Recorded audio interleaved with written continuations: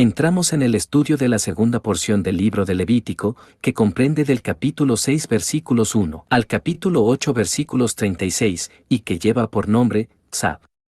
Nuevamente, se toca el tema de las ofrendas, como medio de acercamiento de nuestra alma a Dios, a través de la transformación de las actitudes y procedimientos negativos que llegamos a tener. Las ofrendas nos enseñan que podemos corregir nuestras vidas, cuando atendemos adecuadamente nuestra alma y nuestro espíritu. Hoy en día, las ofrendas que podemos elevar a Dios son las oraciones, más la ofrenda que Dios pide es la obediencia. Y en ambas ofrendas, lo que cuenta es la intencionalidad. Las acciones que no tienen una intención son huecas, mientras que las intenciones que no se llevan a la acción son solo buenos deseos. Para caminar en la fe y salir adelante en esta vida, se deben combinar la acción con la intención. Las ofrendas ponen al descubierto la intención de tus acciones.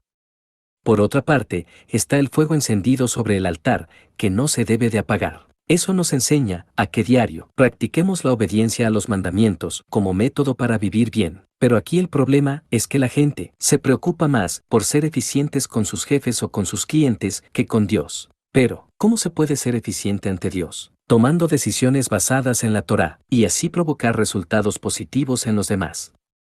En esta parashá destaca el servicio en el altar y el fuego que consumía los holocaustos, según lo que ha mandado Dios. Levítico 7:1 al 5. Asimismo, esta es la ley del sacrificio por la culpa, es cosa muy santa. En el lugar donde degüellan el holocausto, degollarán la víctima por la culpa y rociará su sangre alrededor sobre el altar, y de ella ofrecerá toda su grosura, la cola y la grosura que cubre los intestinos, los dos riñones, la grosura que está sobre ellos y la que está sobre los ijares, y con los riñones quitará la grosura de sobre el hígado, y el sacerdote lo hará arder sobre el altar, ofrenda encendida a Dios, es expiación de la culpa.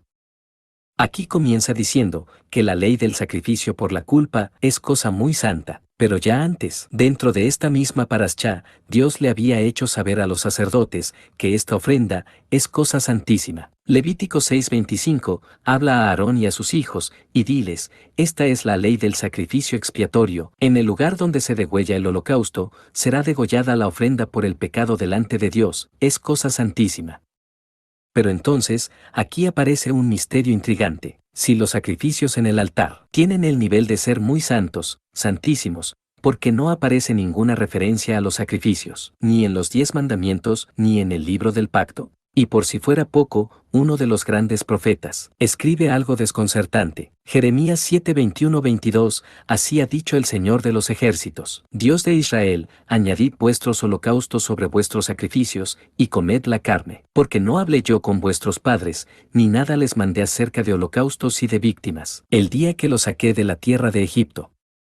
¿Cómo? ¿Acaso a Dios se le olvidaron las leyes de Levítico, que él mismo dio? Aquí pareciera que hay una contradicción de parte de Dios mismo, pues en Levítico da las leyes de los holocaustos y las víctimas, y además dice que son algo muy santo, santísimas, pero luego parece decirle a Jeremías que él no mandó esas leyes. ¿Qué pasó ahí? La respuesta pareciera estar en Josué 22:28, nosotros, pues, dijimos, si aconteciere que tal digan a nosotros, o a nuestras generaciones en lo porvenir, entonces responderemos, mirad el símil del altar de Dios, el cual hicieron nuestros padres, no para holocaustos o sacrificios, sino para que fuese testimonio entre nosotros y vosotros. Los sacrificios no aparecen en los 10 mandamientos, ni en los Jukim, ni en los Mishpatim, que son los decretos y los estatutos de Dios. Esto es, porque el altar fue creado para testimonio. Los mandamientos, los decretos y los estatutos que Dios da a su pueblo, son para formarle un carácter y una conciencia, para que actúe conforme a la voluntad de Dios.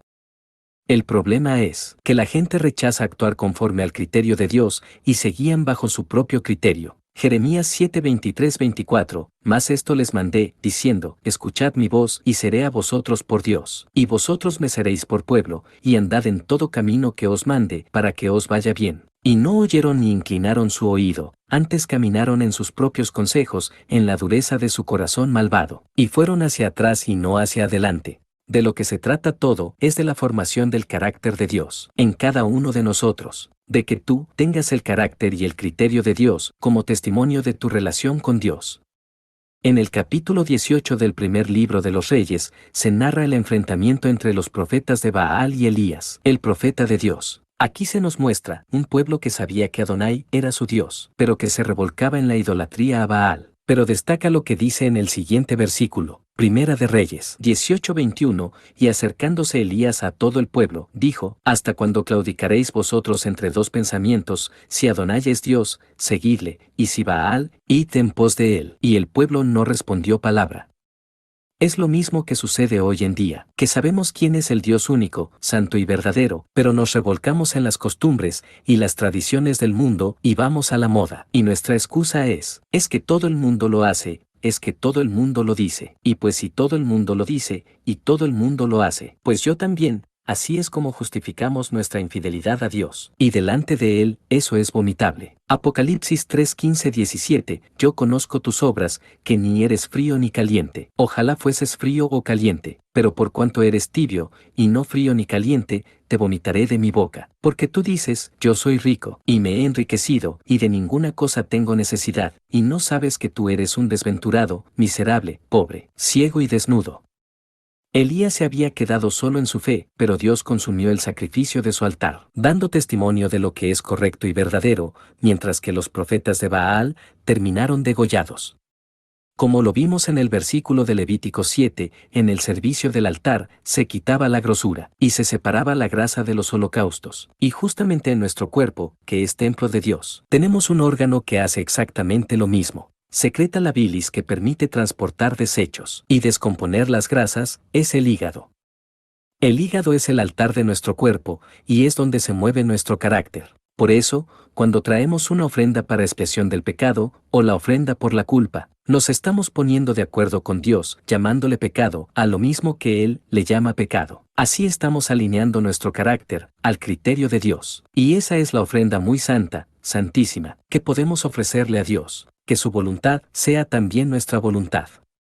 Éxodo 25:9, conforme a todo lo que yo te muestre, el diseño del tabernáculo y el diseño de todos sus utensilios, así lo haréis. En hebreo, este versículo dice, Mare, Otaja, et, Tabnit, Hamis Kan, que literalmente diría, te muestro a ti, en el modelo del tabernáculo. Aquí aparece el término hebreo, Tabnit, que es la palabra H8403 del diccionario Strong, y que literalmente significa diseño.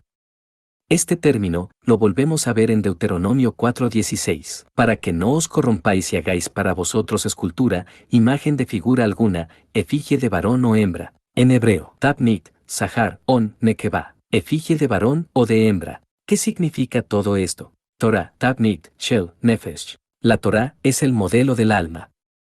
Por eso, Yeshua como hombre, es la ley hecha carne. Esa es la estatura del varón perfecto. Esto significa que ser como Yeshua es ser templo del Espíritu Santo, cuando la Torá es nuestra alma. Romanos 12:1-2. Así que, hermanos, os ruego por las misericordias de Dios, que presentéis vuestros cuerpos en sacrificio vivo, santo, agradable a Dios, que es vuestro culto racional. No os conforméis a este siglo, sino transformaos por medio de la renovación de vuestro entendimiento, para que comprobéis cuál sea la buena voluntad de Dios, agradable y perfecta.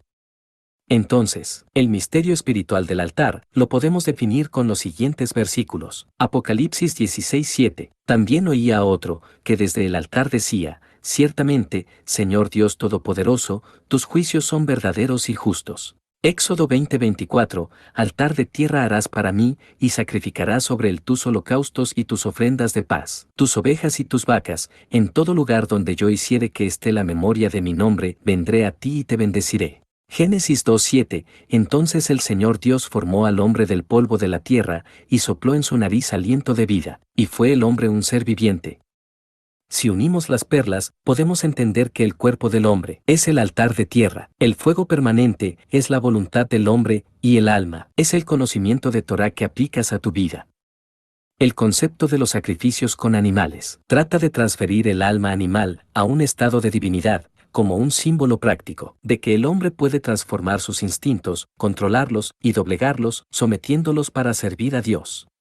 En todas las ofrendas de los animalitos se aplica el concepto hebreo conocido como skita, que significa degollar, cortar el cuello. En el cuello está la tráquea, el esófago y la yugular. Esto explica por qué se degolla al animalito. El esófago, que es por donde pasan los alimentos, representa nuestro apego por las cosas materiales y es algo que hay que cortar y se corta al degollarlo. La tráquea, que es por donde pasa el aire, representa la asimilación. La gente respira el aire de donde vive y tiende a contaminarse por las tendencias sociales y sus modas. Y eso es algo que también se debe de cortar. La yugular recibe la sangre del cerebro, cara y cuello. Es una vena que va en contrasentido a las demás. Representa las fuerzas y las ganas que las personas ponen por lograr una meta o un objetivo. Y esto hay que cortarlo también porque las ganas y las fuerzas que una persona pone por lograr algo es hacia cosas que ha probado del ambiente donde está. Entonces, realmente esta Parashá es una cátedra de tecnología divina, la tecnología que Dios ha puesto a disposición de nosotros para conocer y conectarnos con lo espiritual. Lo que, a nosotros, nos da la capacidad de poder conectarnos con lo espiritual es el conocimiento, estar conscientes de las cosas. La persona que no tiene conocimiento actúa por instinto y en algún momento va a fallar. Por eso la Biblia es muy clara en este tema. Proverbios 15:14. El corazón entendido busca la sabiduría, mas la boca de los necios se alimenta de necedades. Salmo 119:66. Enséñame buen sentido y sabiduría, porque tus mandamientos he creído. Primera de Reyes 3:9. Da, pues, a tu siervo corazón entendido para juzgar a tu pueblo, y para discernir entre lo bueno y lo malo, porque ¿quién podrá gobernar tu pueblo tan grande? Oseas 4:6. Mi pueblo fue destruido, porque le faltó conocimiento. Por cuanto desechaste el conocimiento, yo te echaré del sacerdocio, y porque olvidaste la ley de tu Dios, también yo me olvidaré de tus hijos. Oseas 6:6. Porque misericordia quiero, y no sacrificio, y conocimiento de Dios más que holocaustos.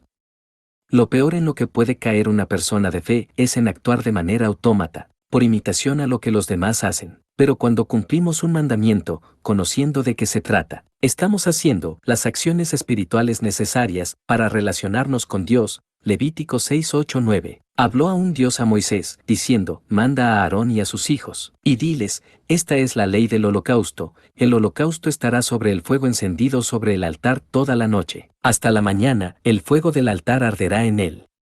Aquí aparece el término que le da nombre a la Parashat Tzav. Es la palabra H6680 del diccionario Strong y que se refiere a una comunicación oral mediante la cual un superior ordena o manda a un subalterno. Esto nos revela la diferencia entre un mandamiento y una orden. En este caso, se trata de una orden que Dios le dice a Moisés que se la haga saber a Aarón y a sus hijos. Aquí podemos reflexionar que, en muchas ocasiones, en nuestra fe hacemos cosas que nos dicen que hagamos, sin saber por qué se deben de hacer y para qué sirve que las hagamos. Parashat Tzav cae este año, pasada la fiesta de Purim, y a menos de un mes de la celebración de Pesaj, donde el propósito fundamental es saber por qué celebramos esta festividad y conocer el motivo que la originó, la forma como hoy repercute en nosotros y las consecuencias que tendrá en nuestro futuro. Cuando comenzamos en la fe, para poder aprender, comenzamos obedeciendo, pero a medida que vamos cumpliendo, debemos de ir descubriendo los motivos y las consecuencias de cada mandamiento para que tengamos un motivo y un interés real en llevarlo a cabo. Obedecer sin entender no te conecta con Dios. La palabra Tzav tiene un valor numérico de 96, y justo esta porción tiene 96 versículos. Esto significa que toda la energía de esta parashá está en esta sola palabra, Tzav. Comprendiendo esta palabra, podemos entender toda la porción. Uno de los grandes maestros del pueblo judío se dio a la tarea de contar los mandamientos de la Torá y sumó 613 mandamientos, 248 acciones que se deben de llevar a cabo, 365 prohibiciones. Curiosamente, el mundo está dividido en 248 secciones, y 365 son los días del año, por lo que aquí hay una conexión espiritual muy significativa que nos da un panorama del por qué el mundo hoy en día está como está. Cuando una persona realiza un mandamiento de lo que se debe de hacer, está iluminando al mundo, y cuando se obedece una prohibición, se está bendiciendo la existencia. Esto es, que cuando una persona vive conforme a la Torá, le está generando vida y bendición al mundo, en tiempo y espacio. Proverbios 3:13 al 18, bienaventurado el hombre que halla la sabiduría, y que obtiene la inteligencia, porque su ganancia es mejor que la ganancia de la plata, y sus frutos más que el oro fino. Más preciosa es que las piedras preciosas, y todo lo que puedes desear, no se puede comparar a ella. Largura de días está en su mano derecha, en su izquierda, riquezas y honra. Sus caminos son caminos deleitosos, y todas sus veredas paz. Ella es árbol de vida a los que de ella echan mano, y bienaventurados son los que la retienen. Si una persona le pide consejería a un profeta y a un maestro de la Torá, y cada uno le da una respuesta diferente, ¿a quién le debe de hacer caso? Al maestro de la Torá, porque él es el del conocimiento, Oseas 6:6, porque misericordia quiero, y no sacrificio, y conocimiento de Dios más que holocaustos. Veamos 4 aspectos en los cuales realizar un mandamiento no cuenta como obediencia. Cuando cumples un mandamiento por algún interés personal. Cuando cumples un mandamiento por miedo al castigo. Cuando cumples un mandamiento pero no cambia tu actitud. Cuando cumples un mandamiento imitando a los demás. No seas un sirviente asalariado, que haces las cosas porque vas a recibir una retribución, porque lo ves como una obligación, o porque los demás lo hacen. Tienes que hacer las cosas completamente convencido de que haciéndolo es lo correcto, porque Dios así lo estableció y por eso es correcto hacerlo. Job 7:1 al 4, ¿no es acaso brega la vida del hombre sobre la tierra, y sus días como los días del jornalero? Como el siervo suspira por la sombra, y como el jornalero espera el reposo de su trabajo. Así he recibido meses de calamidad, y noches de trabajo me dieron por cuenta. Cuando estoy acostado, digo, cuando me levantaré, mas la noche es larga, y estoy lleno de inquietudes hasta el alba. Juan 10:12-13, más el asalariado, y que no es el pastor, de quien no son propias las ovejas. Ve venir al lobo y deja las ovejas y huye, y el lobo arrebata las ovejas y las dispersa. Así que el asalariado huye, porque es asalariado, y no le importan las ovejas. Pero el buen siervo y fiel, es el que hace que los intereses de su señor prosperen. Mateo 25:19 al 23. Después de mucho tiempo vino el señor de aquellos siervos, y arregló cuentas con ellos. Y llegando el que había recibido 5 talentos, trajo otros 5 talentos, diciendo, Señor, 5 talentos me entregaste, aquí tienes, he ganado otros 5 talentos sobre ellos. Y su señor le dijo, bien, buen siervo y fiel, sobre poco has sido fiel, sobre mucho te pondré, entra en el gozo de tu señor. Llegando también el que había recibido 2 talentos, dijo, Señor, 2 talentos me entregaste, aquí tienes, he ganado otros 2 talentos sobre ellos. Su señor le dijo, bien, buen siervo y fiel, sobre poco has sido fiel, sobre mucho te pondré, entra en el gozo de tu señor. Veamos algunos casos de hombres que cuidaron los intereses de Dios. Moisés. Éxodo 32:12, ¿por qué han de hablar los egipcios, diciendo, para mal los sacó, para matarlos en los montes, y para raerlos de sobre la faz de la tierra? Vuélvete del ardor de tu ira, y arrepiéntete de este mal contra tu pueblo. David. Primera de Samuel 17:26 y 45, entonces habló David a los que estaban junto a él, diciendo, ¿qué harán al hombre que venciere a este filisteo, y quitare el oprobio de Israel? Porque ¿quién es este filisteo incircunciso, para que provoque a los escuadrones del Dios viviente? Entonces dijo David al filisteo, tú vienes a mí con espada y lanza y jabalina, mas yo vengo a ti, en el nombre del Señor de los ejércitos, el Dios de los escuadrones de Israel, a quien tú has provocado. Elías. Primera de Reyes 18:39-40, viéndolo todo el pueblo, se postraron y dijeron, Adonai es el Dios, Adonai es el Dios. Entonces Elías les dijo, prended a los profetas de Baal, para que no escape ninguno. Y ellos los prendieron, y los llevó Elías al arroyo de Sisón, y allí los degolló. Pablo. Hechos 17:23, porque pasando y mirando vuestros santuarios, hallé también un altar en el cual estaba esta inscripción, al Dios no conocido. Al que vosotros adoráis, pues, sin conocerle, es a quien yo os anuncio. Jesús. Juan 17:6. He manifestado tu nombre a los hombres que del mundo me diste, tuyos eran, y me los diste, y han guardado tu palabra. ¿Y tú, sigues órdenes, o guardas los mandamientos? Cuando guardamos los mandamientos, sabiendo que esa es la forma correcta de vivir, porque así lo ha establecido el Creador de todas las cosas, y que, al hacerlo, estamos cuidando y prosperando los intereses de nuestro Señor, entonces, nos convertimos en un instrumento de Dios, un vehículo en el cual Dios se transporta, por eso se dice, Dios está con él. Salmo 143:10 al 12, enséñame a hacer tu voluntad. Porque tú eres mi Dios, tu buen espíritu me guía a tierra de rectitud. Por tu nombre, oh Señor, me vivificarás, por tu justicia sacarás mi alma de angustia, y por tu misericordia disiparás a mis enemigos, y destruirás a todos los adversarios de mi alma, porque yo soy tu siervo.